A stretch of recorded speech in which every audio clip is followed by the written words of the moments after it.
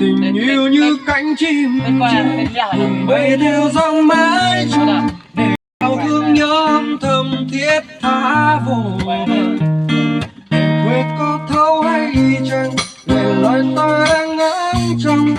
Có quay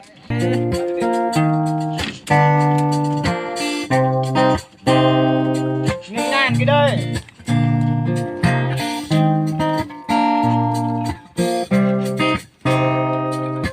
Đêm đông là sao, đêm đông Ra ngoài thì vườn. đêm đông Ra ngoài đi cho con năng cái nó. Năng cái đi đam bên bên nhau nhớ ai ôi hạt mưa rơi khóc mang mà chém quá. em đang nơi đâu em thương nhớ ai bao đêm cô đơn vắng ai Ta trời rồi qua đây quay chứ. bên nhau mãi thôi cho hạt mưa rơi em buồn. Tình yêu như cánh chim trời vụt bay theo thăm mãi trôi để bao thương nhớ âm thầm thiết tha vô bờ.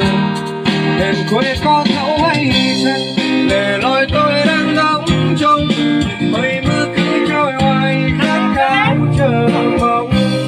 Chợt nghe như tiếng em cười cỏ cây như muốn níu chân nhẹ nâng cao hơn ban đầu dấu chưa tuyệt vời.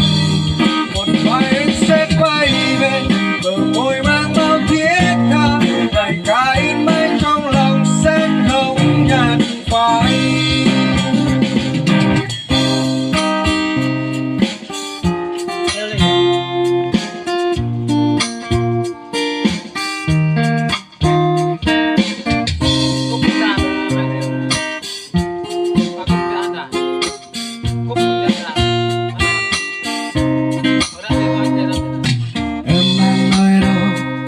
Em thương nhớ ai bao đêm cô đơn vắng ai.